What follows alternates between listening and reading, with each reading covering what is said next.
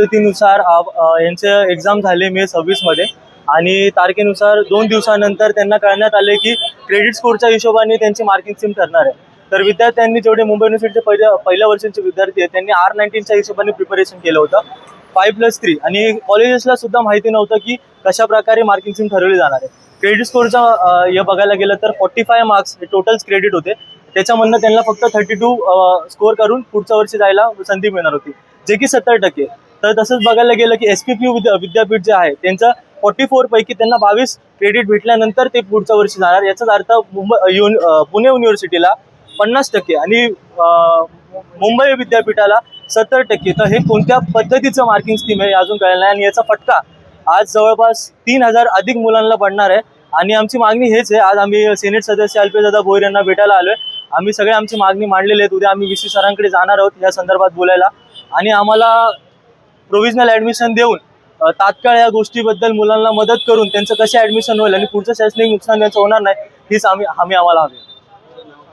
माझं नाव अनिकेत आंद्रे, मी MGM युनिव्हर्सिटीचा विद्यार्थी आहे आणि आज मी माझ्या ज्युनियर सोबत इथे आलेलो आहे यांचे मुद्दे मांडायला. सस्ने जय महाराष्ट्र. मुळात असं आहे की मुंबई विद्यापीठाची एक ही स्कीम होती. पूर्वी R19 म्हणून स्कीम होती, नंतर NAP मध्ये आपण आलो.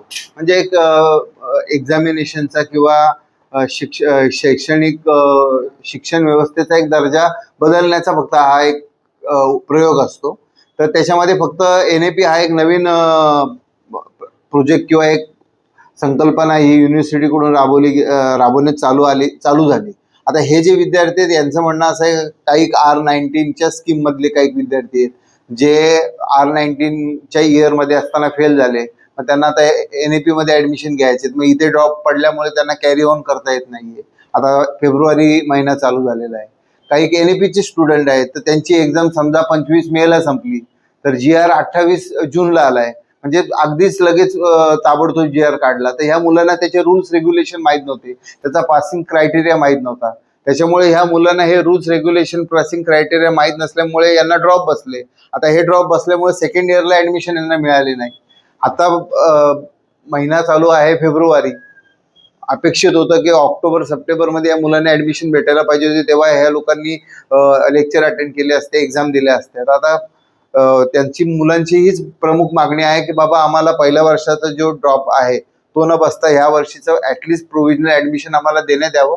तर उद्या आम्ही PVCची वेळ मागितलेली आहे. उद्या या सगळ्या विद्यार्थ्यांच्या प्रतिनिधींना घेऊन PVCना भेटून त्यांना एक प्रोव्हिजनल ॲडमिशन तात्पुरता देऊन ह्या वर्षी त्यांचं वर्ष फुकट जाणार नाही यासाठी प्रयत्न करणार आहोत.